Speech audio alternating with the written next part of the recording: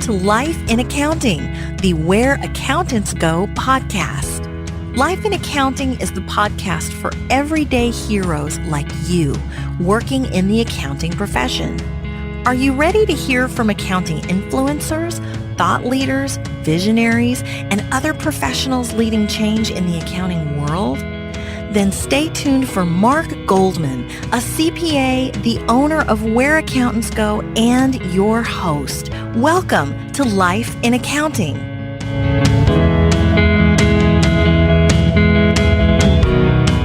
I don't spend a lot of time dwelling on what could have been, what might have been, what may have been, how I could have done something better. I try to learn from each of my experiences.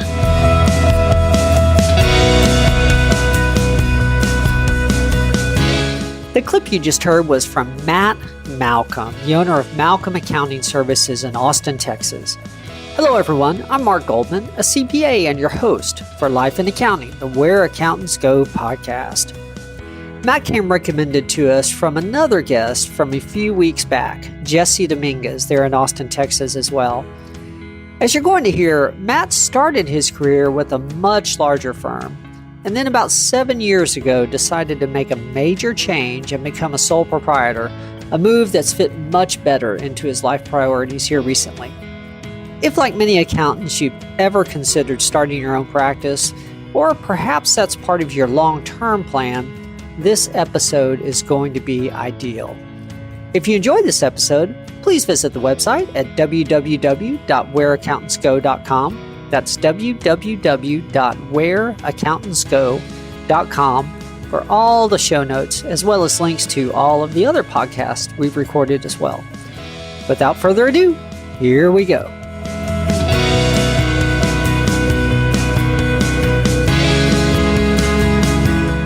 Well, hello, Matt. Thank you for taking the time to come on the show and share some of your experiences. We really appreciate you taking the time out. Oh, it's my pleasure. I'm glad to be able to share my experiences with others. Maybe somebody will get something meaningful out of it. Wonderful. Well, thank you. Yes. I was looking for additional guests that would bring a great story to our listeners from other cities in Texas, and I had the opportunity to interview Jesse Dominguez recently for the program, and he mentioned that you would be an excellent guest to bring on. So absolutely no pressure. Right.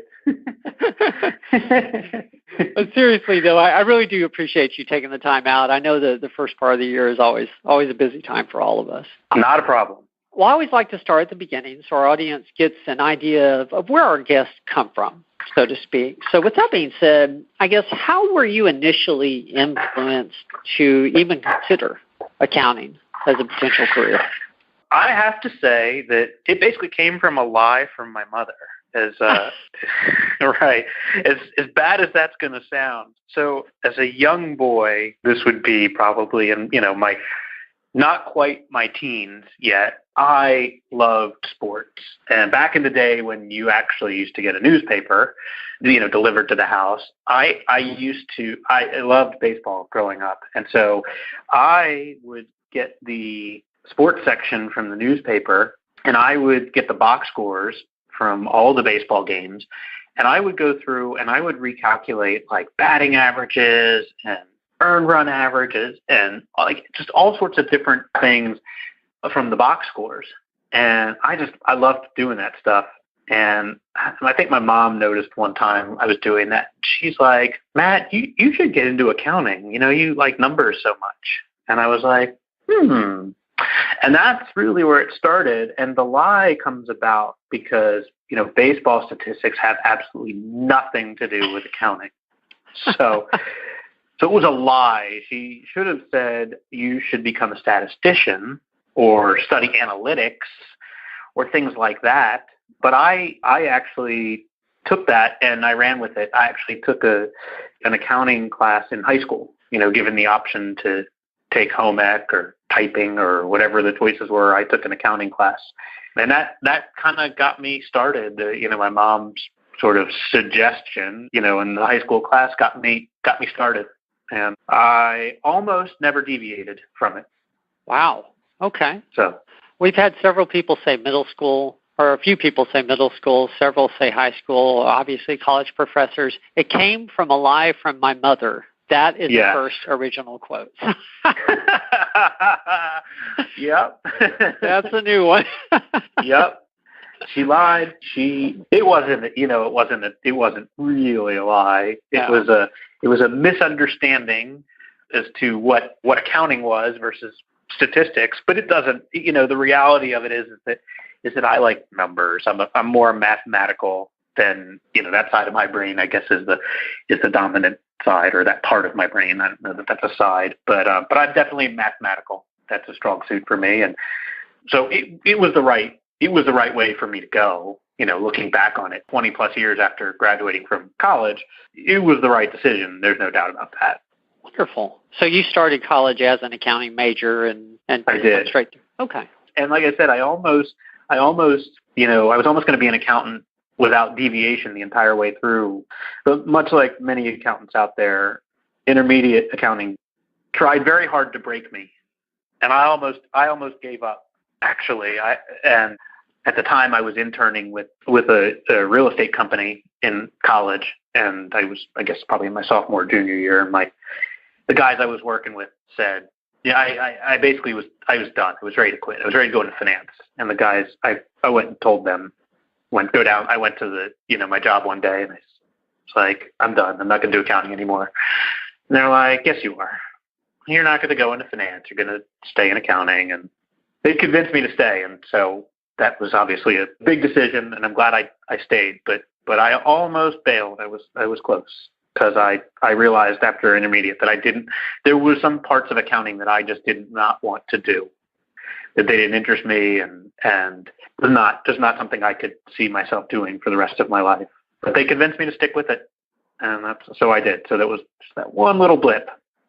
Yeah, there's no more difficult class than intermediate 2. Yes. Except where I went to school, there were actually 3 levels of intermediate. So you had intermediate 1 and 2 and 3. Oh. Yeah, really. It was, talk about torture. Wow, that's grounds to transfer right there. Right? I know. So what was your first position out of college? So I worked for a public accounting firm. I started as a staff accountant for a public accounting firm, and I had interviewed with a few firms. I went to I used to live on the East Coast, so went to a school on the East Coast. Did my interviews through the school, and I got a couple offers, and I ended up picking one firm, and I just started in public accounting as a staff accountant. The grunt accountant, the starting point for many an accounting major.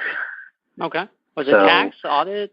I was audit. I've always been audit. The offer was to be an audit associate, and that's what I was looking for. I think at the time I don't know that they were that firm was offering actually for tax people. I don't know if everybody was quite so specialized at that point. I mean, yeah, certainly there were specializations that were tax people and audit people, but coming out of school, my recollection was that almost everybody would start in audit, and then you'd flip over to tax if you found an aptitude for it. And there wasn't a lot of hiring of people just straight to tax yet, like there definitely is now. So, okay. Was it a local firm, a national firm, regional? So it was, at the time, I guess it was a regional firm. I started with a company that at the time was Resnick, Feder and Silverman. And they were I think what you would consider a regional firm. They had about 5 offices, if my memory serves, all headquartered in, kind of the mid-Atlantic, basically. And over a period of time, that firm grew and merged and demerged and remerged and all those things, and changed its name once or twice. And the firm that exists today is now known as Cohn Resnick, and they're probably they're just at the back of the top 10 of firms, or just outside of the top 10 of firms. So they're a rather large firm now, and they are definitely national. But the firm grew from regional to national while I was there as well, picking up offices on the West Coast and here in Texas. That's definitely part of my story, but in Chicago as well, and into the Northeast. So they grew quite a bit on their own, and then merged a few years ago to become significantly larger. Okay. I don't want to pass over that experience because it appears you were there a long time, correct? I was. In total, I spent 15 years with the firm. And the truth of the matter is I really haven't ever left. I have definitely left. I have my own firm and I'm out on my own, but I actually still contract with them during busy season and I help them out in busy season. So since 1996, which was my first busy season, there has not been a busy season that I haven't worked for them. So it's 21 years. And I actually am sitting here at my computer this morning, and I'm actually reviewing an audit file for them this morning. So, yeah. So I've never actually left, but I did. I spent a long time there. I spent the first 12 years of my career in the Baltimore office, where I grew up around D.C., the D.C. suburbs, and went to school in the Baltimore area. And so I worked for their Baltimore office for 12 years. And then the big part of my story is that and the reason why I ended up here is because I helped them start the Austin office in 2007. I came down and helped start the audit practice in the Austin office. So that explains how a mid-Atlantic, somewhat Yankee, ended up in Texas. Well, welcome. I'm glad to be here. Let me tell you, I'll never go back. I tell myself that every time I go back to visit on the East Coast. I'll never go back. So how did you come to be the individual that they asked to help start the Austin office, or on that team, or however that worked? Yeah, so I came down as a senior manager, and I came down to lead the office. And on the audit side, we had an office managing partner selected. I was in a leadership development program within the firm, and we were doing an annual retreat, and it came up that the firm was going to be expanding, and that they were looking to Austin, and they were looking for people to go. And I asked about it, and there was really no hesitation from the firm standpoint. And of course, I had to convince my wife, although I'll say I didn't take a lot of convincing. But to her credit, she was, I think, 2 or 3 months pregnant with our third and last child, and agreed to come down here sight unseen. Actually, she didn't come visit Austin. She only knew what she could research on the internet, and she agreed to move here. We decided in December of 2006 that we would move here, and she didn't actually come down for the first time until April. I think it was towards the end of April of 2007. So it was, I spoke up. I saw it as an opportunity. They were looking for somebody. They couldn't get any. The first choice would have been a partner, an already established partner, but none of their partners wanted to move. And so then they went to the next level, and I expressed an interest, and here I am. Okay. Before we move out of that section, I guess, of your career journey, for those individuals that are looking to take a similar path, move up within public accounting, not just maybe get into public and do 2 years and then move on, but move up. What advice would you have for them? I think the key is to find the right firm, right? To find the firm that you feel is a fit for your personality and your interests. The firm that Cohn Resnick, I'll call them by what their name is now. When I was coming up through the firm, they focused on primarily, a lot of the work that they did was affordable housing related. And to me, it was work that I liked. It was real estate related. I got a lot of experience in real estate, which I enjoyed. It was something I had a little bit of a background in anyways, because of my internship in college. And so for me, it was a good fit, but I also felt good about what we did, regardless of how people may or may not approve of how government tax credits might be used to subsidize private development. And we weren't, we weren't building anything. We were a public accounting firm. We were doing the audits. But I wasn't out there auditing Fortune 500 companies who were lining their pockets, their shareholders with profit. We were auditing for projects, real estate projects that provided affordable housing around the country to people who had a serious need. And so I always felt really good about the work that I was doing. And so for me, that was it. It was finding a firm that kind of fit my personality. I liked the people. I think it was a good personality fit there. And then I liked the work I did. And that is, I think, the key. You've got to, if you don't enjoy going to work every day, and look, nobody enjoys work every day, but if you're dreading going to work because of the people you're going to see and the work you're going to do, that's not the place for you. Yeah. So finding a place where you feel like you fit, you feel like your personality fits, you feel like you enjoy the work, maybe not every day, but most of the time, that is the key, I think, to finding a company to grow with.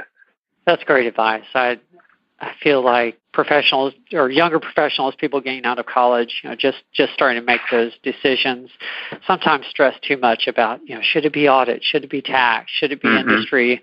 And then, frankly, all the other options that don't even get mentioned. And really, my first response is always, well, where do you think you'll be the most successful and you'll enjoy it the most? Because I think that, that makes a lot of sense. Yeah, and most people, look, I mean, I don't know, I'm not a statistician, right? Because my mom told me to be an accountant. But I think that, I don't know what the statistics say, but I can tell you that most of them, the over-under on the number of jobs you have throughout your lifetime is definitely more than one. So you're not going to find the job most likely when you come out of college. You have to understand that it's going to be part of that roadmap of your life, right? As you move along, and you don't have to find the job when you're 22 years old and coming out of college. But what you should find is something that gives you a good start and makes you feel that it's something you want to do, that it's a good fit for you, and that prepares you for what's next. Right? Whatever that is, prepares you for what's next. Yes, definitely. Well, I guess, how did you end up transitioning into self-employment? What led you to that decision? How did all that work? Yeah, so I came here in July of 2007. I got to Austin, and I had a rough 2.5 years. It was because I wasn't a partner. We had a lot of challenges on the audit side. Logistically, we just, for anybody who's familiar with an audit practice, I mean, you got to have an audit partner to issue reports and review work and get everything out the door and sign the opinions. And we didn't have that. So we had to work remotely, and I was close. The reality is it's like I probably was already there when I left Baltimore, but I didn't take work with me. Firm at that point in time wasn't necessarily of the mind to send work to other offices. It was still very, very territorial as far as work goes and ledgers and things like that. And so I didn't take a lot of work with me, and everything I got was new. And we had a new office, and with new people, a few other people transferred from throughout the firm, and we hired a couple of people, and it was pretty challenging. Not that it wasn't up to the challenge, but it was a little bit of an eye-opening experience. I got an opportunity to go from an office where people, as you moved up, you were well protected. As you moved through the ranks, from staff to senior to manager, senior manager, that you were well protected, and to where, I was completely exposed, essentially, in Austin. And we struggled. There's no sugarcoating that we struggled. We struggled with profitability. We struggled with delivery, and for any number of different reasons. And I got an opportunity to kind of see a little bit of how it all worked. And being in how it was in Baltimore, where everybody was kind of protected, there are things that I got to see about the workings of a public accounting firm in Austin that I didn't get to see in Baltimore. And I realized at some point in 2010 that it's not what I wanted to do. This, as much as I appreciated moving here and starting the office and all the time and experience that I spent with that firm, I didn't want to do that anymore.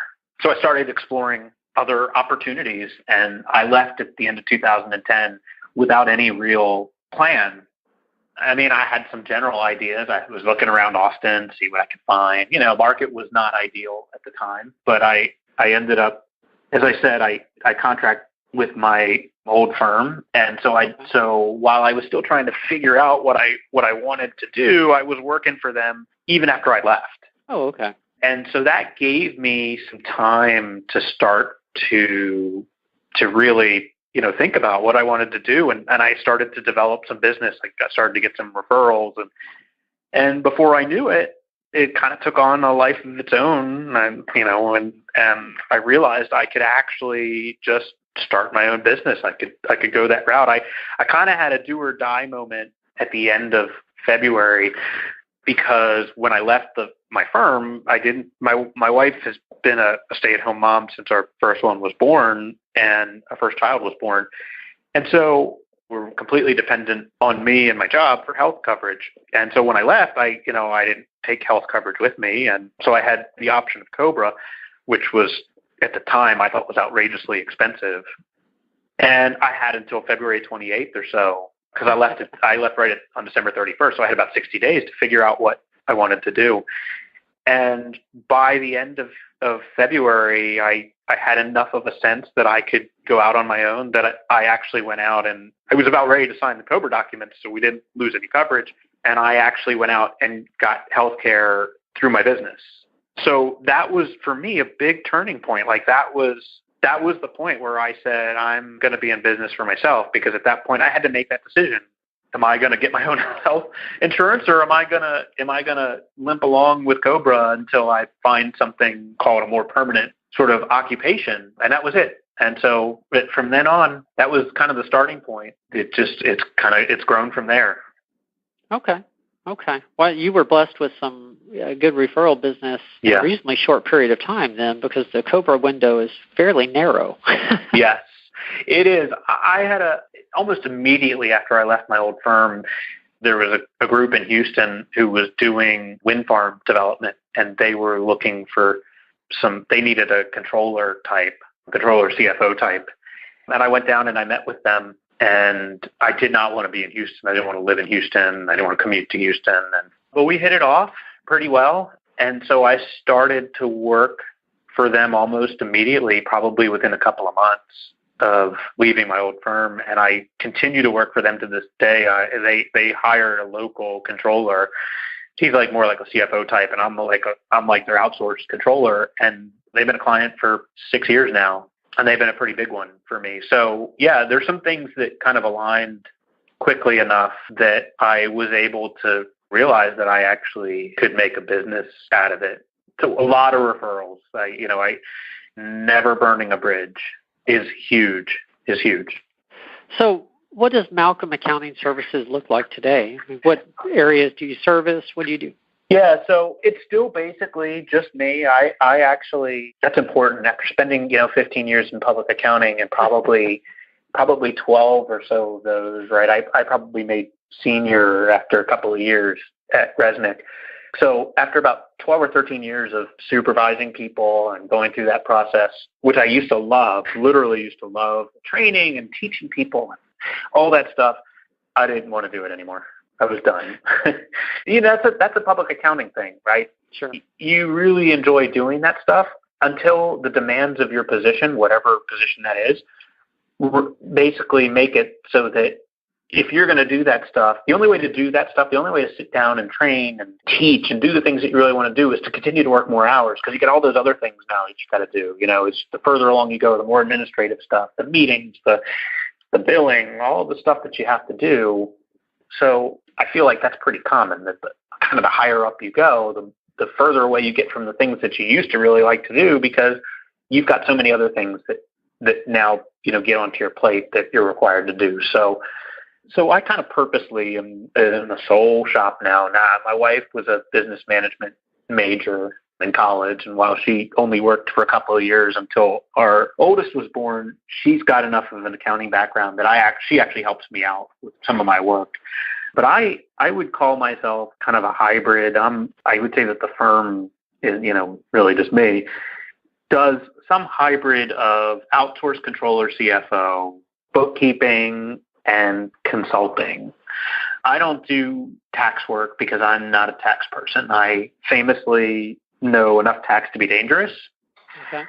So most of the programs that I have experience with, like affordable housing programs, are heavily tax. There's a lot of tax components to them. And so I do have a fair understanding of tax, but I don't I'm not a preparer. I don't want to be a preparer. And so I don't do prep work.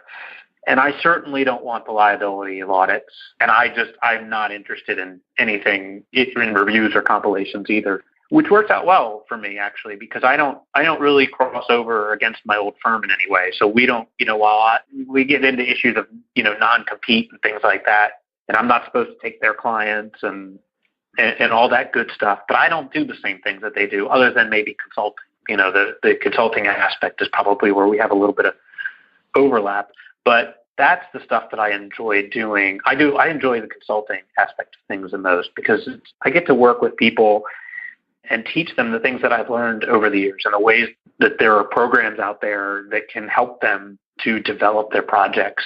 To me, that's a big thing for me and a lot of what I enjoy doing in my firm personally. So that's really what I do. And I have clients all over the place. I'd say half of my clients are local, meaning Austin, and the other half are probably people I've never actually met, but I've been referred to them. For example, I have clients in Chicago, in Minnesota, and Florida, and these are people, I guess I've met some of them maybe once or twice, but I don't see them regularly. We work remote, and the beauty of technology today is that you can do that quite easily. And so it's actually, for me, it's turned out to be a good model, basically. Okay. I think I know what the answer is going to be, but what have you enjoyed the most about being self-employed? Honestly, I would say that it is the freedom. It's freedom. The best way I can describe it is if I work this weekend, and I probably will, it'll be because it's my choice. It's not because some firm tells me I have to. It's not because some partner says I need to be working. I've got to meet a certain number of billable hours.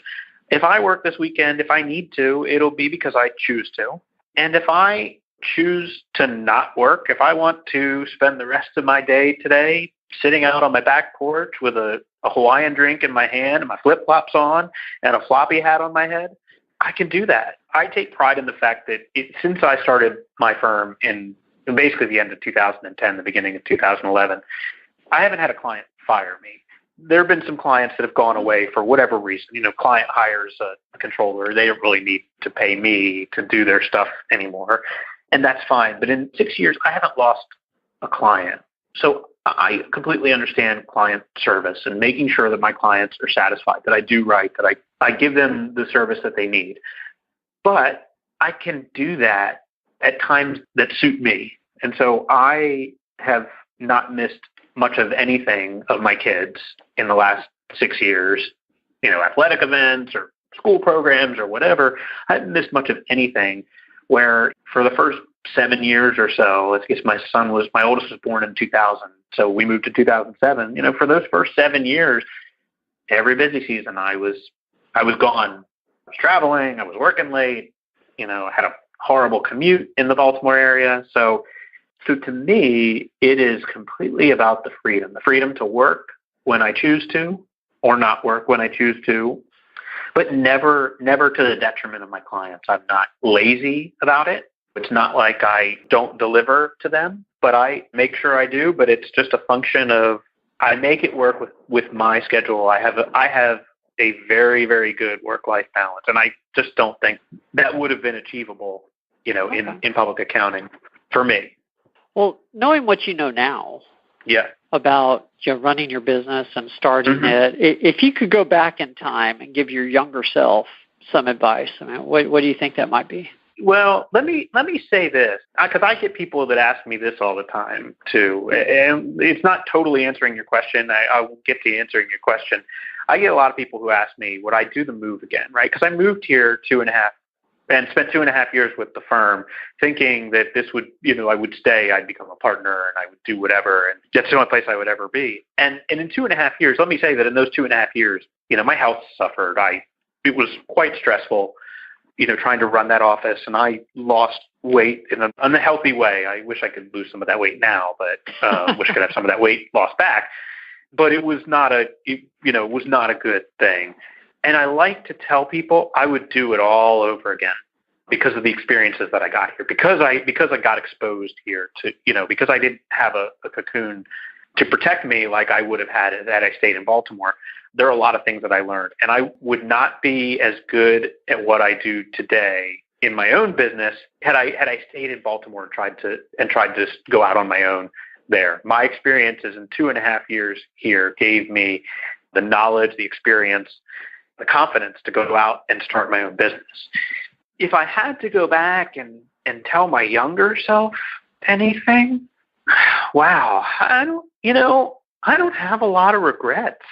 Mark, I gotta tell you, I'm a pretty happy guy, all things considered. I guess what I would say is that I accept the consequences of the decisions I make, right? They're up or they're down, they're neutral, whatever. I don't spend a lot of time dwelling on what could have been, what might have been, what may have been, how I could have done something better. I try to learn from each of my experiences, and I use that to improve myself and improve the kind of person, I guess, that I am and how I conduct my business.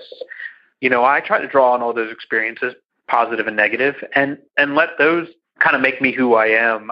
I don't really carry a lot of regrets, which I don't know, maybe that's odd, maybe it's not, but there's not a lot that I think I can really tell myself to be like, no, you should have stopped and smelled that rose, or I feel like I'm pretty happy with all the decisions I've made. Because they led me to here, right? If you were talking to a guy right now who was like, man, I just keep slaving away at my job and hate going in every day and all that stuff, I bet I could probably give you some thoughts on, what I would have told myself. I mean, I got it pretty good, so I don't really look at it and think there are a lot of things that I would go back and change. I would still move here in a heartbeat, knowing what I know now, because not just because of the job, too, not just because my personal business has turned out to be really good, but I look at my family here, I look at the things that they've done, what they've got involved with, I look at the friends that they've made, and I'm like, our quality of life here is far better than it would have been had we stayed. So I would actually go back and tell myself, it's funny, if I actually knew how before I made the move, if I was able to go back and tell myself, that for 2.5 years, you're going to have a pretty tough time with it. You'll lose some weight. You're going to be stressed out. I would be like, but you better do it. You better move, because the rest of your life is going to be really good. So that's the way I look at it. There you go. That's good advice. Yeah. Well, I want to be respectful of your time, even though now I realize you're probably sitting on your back porch in flip-flops with a Hawaiian doing this interview. Now I know. I do have a few questions I end every podcast with. I think it gives us some good insight and consistency. First one, what's been your proudest moment, either in your career or life? What's been your proudest moment? It'll sound corny, but the birth of my kids, for sure. I mean, I'm not a terribly emotional guy. My wife will tell you I have no emotions. I don't think I have none. I just tend to take a rosy outlook on life. I try to be pretty even keel. But I mean, having my kid, I still remember when my oldest was born, and for a guy who's got zero emotions, again, that's an over exaggeration. I remember he was born, and I held him for the first time, and what's a normal reaction, right? Somebody might cry or whatever. Picked up my newborn son. I laughed. I laughed out loud. Like, oh my gosh, I'm a father. This is my baby, right? Like, this is very crazy. Surreal. So that's kind of how mixed up my emotions are. I laughed about it, but that's, I would say, I mean, to me, it's been amazing to be a parent. I love being a father to my kids. So that's corny. Maybe it's cliche, whatever, but that's how I feel that the work stuff, well, that's work. At the end of the day, it pays the bills. It is what it is. Family's irreplaceable. And so I don't want to play favorites. Love all my kids the same. And my firstborn obviously was just something impossible to replicate that particular moment in time. But all three, the birth of all three is definitely right there, top of the list. Okay.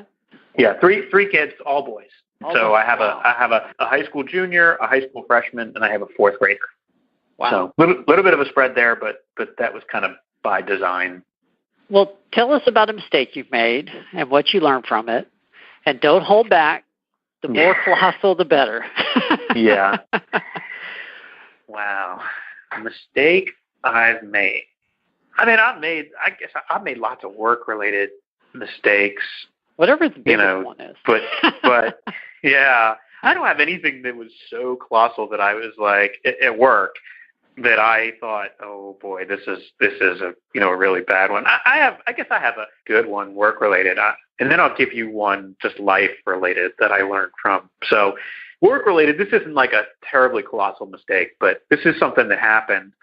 I had a nonprofit client in the Baltimore area, and I was driving home one day, and this was in the days of the audit bags. I know you can appreciate this, Mark. So nothing was electronic, and Sure. I had a big old audit bag with all the audit work papers. I think I was at the end of the engagement. It was about 2 or 3 weeks. This was a nonprofit it was a consolidation, so it was a pretty good size amount of work. And I'm driving home with my audit bag in the back of my car, and I'm cruising along, and all of a sudden I hear that unmistakable sound of a flat tire. Oh. So I, pull over to the side of the road, and this is probably, I'm in my 20s or so, I probably mid late 20s. And so it's not my first flat tire. First one I ever got, I probably freaked out, didn't know what to do. But so I knew what to do. I got my stuff out of the trunk. I got my donut out, got the jack, did the dirty deed, got the tire replaced, put everything back in the trunk, closed up the trunk, and drove on home. And I was about 25 minutes from my house. So I cruise on home. I pull in, to my parking spot. I lived in a townhouse at the time. Pull into my parking spot. I go to open up my trunk. I got my computer in there. And I'm looking, and that trunk has got a tire, and it's missing something. Oh, no.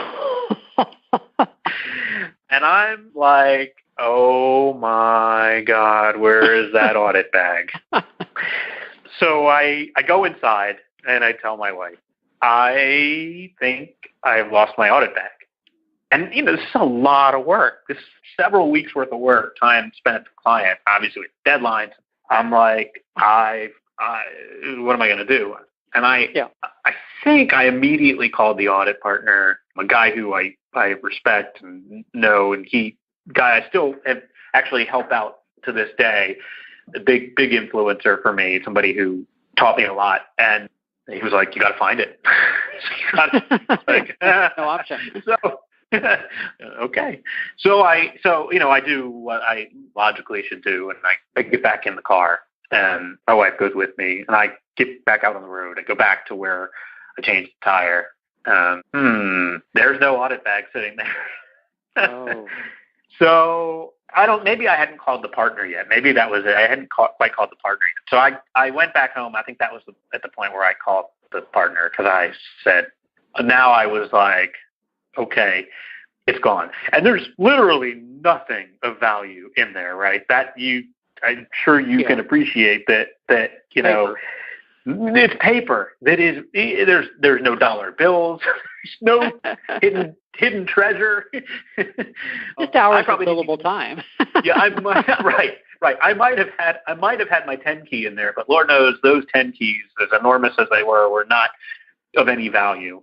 So I go home, and I'm pretty miserable about it. I'm like, I don't know what I'm going to do. And I'm probably home an hour or two. And thankfully, there is my business card. I think I had taped my business card onto the audit bag, which is mostly about ownership. Because in those days, there were only a limited number of audit bags. And if yours wasn't labeled and it was in your queue, then somebody stole it when they went out of town.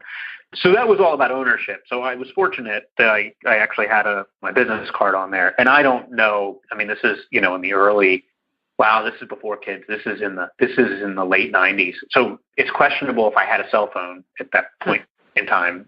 So, and I'm certain it wasn't on my card. So I don't even know how I was contacted. In fact, I think at the end, I think somebody might have looked up the number and called our house, the old school style. Wow. Right. And they said that they thought they had something of mine. And so I arranged to meet them at a gas station not too far from my house. And lo and behold, it was my audit bag. And I was in the late 90s. I'd only been out of college for a couple of years. So, and I was poor. We were house poor. We had a townhouse. I mean, I didn't have a lot of money, but I offered, I think it was a guy, I don't remember. I think I offered him, I gave him $20 because I was, first of all, I'm poor. And that was probably about the extent of what I was going to be able to afford to give him anyways. And I don't have no idea. It was worth a lot more than $20 to me personally. It was worth zero to that guy, but it was worth a lot more than $20 to me. But I did get that audit bag back, thankfully, and I have never been so fortunate in my life to be able to recover that. And I would say that, I don't know if we call that a mistake or what, but it makes for a good story. I would say. I will give you one other super quick. I'll give you a real other one. This is a life lesson. So after I got here, I had a Subaru Forester as my car when we moved here. And there is absolutely zero need for a Subaru Forester in Central Texas. All-wheel drive is like completely unnecessary. And I was doing well here. I was working for Cone Resnick. I was doing well. And so I talked to my wife about, getting a new car. Well, I thought that talking to her was kind of sufficient. I personally thought we had sort of come to an agreement that it was okay if I was going to get a new car. And so I came home with one. And don't ever make that mistake again. Anybody listening, don't ever make that mistake. Just make a phone call. Make sure that your significant other who you share your bank account with knows that this is what you're planning to do today, on this very day. Because I still get stuff about that even today. So even though we've moved well past that, but I have never made that mistake again. So yeah. I can relate. I've been married over 20 years, and I think it's not an issue of permission. It's an issue of respect. Yes, that's correct. Yeah. That is correct. I have to tell you, I thought the audit bag story was going to end with a shower of papers on the highway or something like that. So. Oh, I'm so happy it didn't. It was so much work. It was a lot of work, and it was, in those days there was very little electronic. So there was nothing. Nowadays, there is no paper. There's no audit bag to be left on the side of the road. You leave your computer, sure. But even now, most of the audit stuff is not even, it's on a network somewhere. It's not even on your computer. So there's really nothing to lose. But back then it was everything. So sure. That was rough for a guy who was trying to make his career at the firm at the time and was a senior and somebody who was in charge of the engagement, to lose all the audit work probably doesn't bode well for one's career. Well, let's end the interview with a piece of advice. What's the best advice you've ever received? Let's go back to that idea where I almost left accounting, right? When I had my internship in college and the guys that I worked for, and I can't remember if I was doing accounting for them yet. I think I was. I was doing accounting work for them. And the best advice was to stick with it. I mean, you could do anything with an accounting degree, right? You become so knowledgeable about financial statements and accounting and the language of business, as we like to call it. And it's such a jumping off point to so many other things if that's what you choose to do. If I did not have that influence, if I did not have those voices telling me, stay with it, just get through it, I'd be in a completely different place, because I would have listened to myself, and I would have gone probably into finance, and who knows, where I would have ended up. So that was easily the best piece of advice I ever got, and of course from a couple of accountants who said, stay with it. So that was it. If you can make it through intermediate, right, that's the key. That's the advice. If you can survive intermediate, you will be good. There you go. That is good advice, because there really are just unlimited options with an accounting degree. Absolutely. It's just a jumping off point, right? It just opens many other doors, and you just got to stick with it. Never mind the fact that coming out of college, you actually have a clear path to a job. If you're a business management major, my wife will be the first one to tell you. My roommate in college was the same thing, management major. She'll be the first to say, you don't come out and you don't manage a business. So, there's not as clear of a path to kind of your post-college career. And so with accounting, you get an accounting job. It might be in public accounting, it might not, but it's an accounting job. You know where you're going with your career. It's an accounting job. And so that's huge, I think. Definitely. Well, thank you so much. I'm really glad Jesse suggested you as a guest. This has been a wonderful interview. You've given us not just some career insight, but some good insight into self-employment, and we haven't had that for many episodes. That goes back to some of the early episodes. So thank you so much, Matt. Hey, it's my pleasure. I hope that your listeners hear something in our discussion here that sparks them or gives them an idea or helps them in some way. Yes, definitely. You've done a good job of giving us some insight into other alternatives, which is beautiful. So I really appreciate it.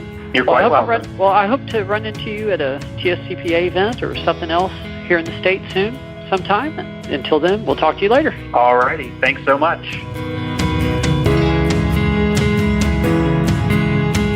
As I alluded to in the intro, this episode was packed with value if you are or have ever considered self-employment as a career option. In addition, though, Matt shared some good insight into making career choices overall, whether looking at the self-employment path or looking to move up into management or even ownership in a firm as well. I hope you enjoyed this episode of Life in Accounting, the Where Accountants Go podcast. We're a production of WhereAccountantsGo.com, a career site for accountants with links to all of the different certification options available for accounting professionals, as well as an events page and even a job board. Join us again next week for another interview with yet another everyday hero from the accounting profession, just like yourself. I'm Mark Goldman, your host for the show, and we'll see you next week. There's more to come.